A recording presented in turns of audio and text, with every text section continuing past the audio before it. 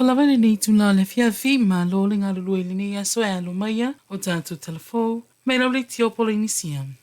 O le mawa le atunuu, o le mea le lei mo upolu e le lei fo i le mo tili sa la whai. E tutu sa lava ma le ngāwa tau an matanga luenga o soifua ma lo loina. O ha lava atina e whaatino i upolu, e ma whai fo i on whaatino i sa la whai. O le tu malo o ngangai maunga mua mua lea o lo tula i mai e le sui palemi o Samoa. Tuala te vanga Iosefo Ponifasio. Lea ua mawhai o no o tia i le asia singal matanga luenga. E fua le ilungo le nātou tarsanga. O se whale mai whai tu malo. O le lantoi tu malo palota. O le aunga to o le tarsanga ina ia mawhai o no wavetani atu le au nanga. Whai ngō fie me malata lata o na maua le vesosoani. Mo le mamalo le atunu. O lo a fio i le avaenga o le tu malo. E au fia in sa malai ulu pata mea maunga masale aula. Le fesosoani i taimi tupua ini whaalawe whafua sei. Ai o ngasinga se o ngaonga fo i wo mo o mia wawe iei ni tonga fitinga. Mo le sila fia ai el mamalo le atunu sa iei mua mua le whale mai whai tu malo i le afio anga sa malai ulu. I tau sanga o mawai. Pei tai ua lewa o na le anga ma ua le toi whaonga ina. Ma al mafuanga tonu le ana talo sanga i le tu malo i matanga luenga seifua malo loina. Mo se lato whale mai whai tu malo fau. Na whailoa le newspaper le malo e lua eka le te leo le whanua. Le awa fuafua e whausia i le whale mai whai tu malo. Sa o iei le asia singa al minister al matanga luenga. Ia wala silo pito whanua to nga mga tafito silisele.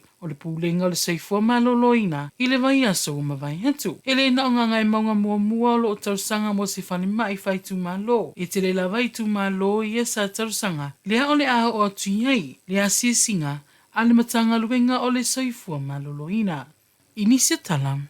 Na whaamahe ai le tai ona leila aso lima o melu o lua lima. Le tauvanga la o ngā whanau o lo au tau ina ia o ngā tūlanga lua. Mako lisi maurulunga o Samoa. O le tauvanga la o ngai mo le polkalame whaapito le to manga mo e popo ngā tia. Lea e whaanga soli nei. Lo whaia lea ili mo tau tina. Le toa salamasi na holi songi. O le aunga male wha moe moe ia mawhai o na wha leo e whanau se fi au ta ua. E mamori atu i nisi o whanau tina amatamaitai. O lo o sawaina a ele o mawhai o na wha loa. E whaolu tala po o topics. Sa filifili el whala pututonga. E wha iei la unga anei whanau a onga. E filifili la ele tamaititi a onga le urutala i tasi. E la unga mai hei. Ma o nei urutala e whapea. Mua e tatau o na saunga le mule tamaititi no na ahinga. Lua, e le sauwa le lofa. Tolu, o le tama o le malo le ahinga. Ai le o se tangata na te whaia sauwanga. Ma le lona wha, ia whaangata nei sauwanga. E se fulu tasi leo whai atua la wala mawhanau mai kolisi ese. Ia o ngā tūlanga lua o kolisi maululunga. Na mawhai na latu awa i lea wha moe moe. I le iei nia o ngā mai le motu tele na oa o ngā lava i polu. O le vaenga mua mua lea o le polo kalame o le lua se fulu tau sanga. Po le anniversary a le Samoa Victim Support Group. O le tau vanga launga. So ai lea o le tau vanga poster. Whapia i mai isi tau vanga solo. Mo le aso sa whapito o tina ili niwa yaso. E mai ale aso whapitoa.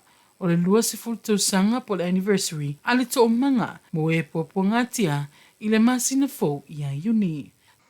Ele ia o lava le la asanga o le tangia leo fa asanga i le tamaita i talavou. Lisa Marie Schmidt. E le ta tianga e anga wa ailoa o na wha leo le tali, a Miss Schmidt e tu o inga leo. Ina watalia le wha amsino, le wha amsino ngā wha itu malo le fionga talasa atua sa anga. Le talo sanga ale lo yele fionga tania to ilo tula imolise. Na talo sanga tania mo leo ia toe tangai. Ma toe ilo ala to mo lianga FOU fa apopo suluvalu. Ile mo lianga autua tasi na ulua i amane. Matali ai ele ali leo si nia na tula i mo leo. Le asa i toe tilo iai ma watuai el fam sino church sa anga. Leisi va yaso i leo e ilo ai ala to mo lianga. O molianga uma yeso o tanga ili tusi na avatu e Miss Schmidt.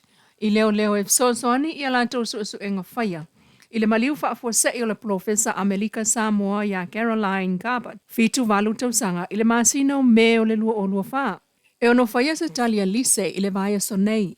Pe i oe, pe te e itu o inga leo. O le maliu o le profesa, o lo moli a ia leo lana wo ya papali i sia figeau. Leo lo tau fiai nei lalo wa inga leo i tānu malala. Whaatali ai lana ia fo i mata upu. O lona maota le ngalusina i vai vaseuta lea na mawaile tino maliu. O Miss Garbutt ina watoe tau lava e papali i leo i le aso. Na mamolia ne ai le matai o le fiu anga o loto fanga sia i leo.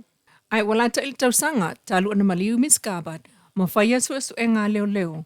Ai whaato a maona ane ilunga le mōli mawe ia ile tusi, leana tusi e Miss Schmidt, ma abatu i leo e fsoswani i lato suenga. Peitai, ua tue tangi ai nei leo whaasanga i a lise, wa fua aile mata upu leo o lo tatou tuli loa ina pea, ile whaamasinonga. O lea sa whareile nei, e tue fo ia nei leo e pe ona whaatonu ai ele whaamasinonga, e o e tue ilo a lato mōlianga. Le mai ta watu le mta upu e tasi le tusi au whana waneai leisi se fulu walu mōlianga whaopopo. Wa fuai ona talo sanga le loia, mō le toe tanga iai o leo. Wa matalma sino me lua o lua 5 mono swinga o le taulanga ia pia. Ina wa matai nei ona avea ma mga ala i le vā o le falemeli ma le faltupe o le ANC ma la tasi. O le ui ai i fafo. Pau le mga ala e mawhai o no soai mō le vale nā. O le oso atu le Convent Street mō whi au whapisinisi ma le oso atu ai mō le alu i fafo i le Beach Road. Pei ta ele mawhai foi ona li liu i le tūtau matau pe a o atu i le Beach Road e na o le anga vale e tanga ona li liu iai. O swinga e au fiai ma le pākanga e tutongi mō ta vale. O le tutongi o pāka i le taulanga e le o sa swinga FOU pei tai o whaama malu e nei le pāka tutongi i le mga ala lea o i le vāo le falemeli ma le faltupe le ANC.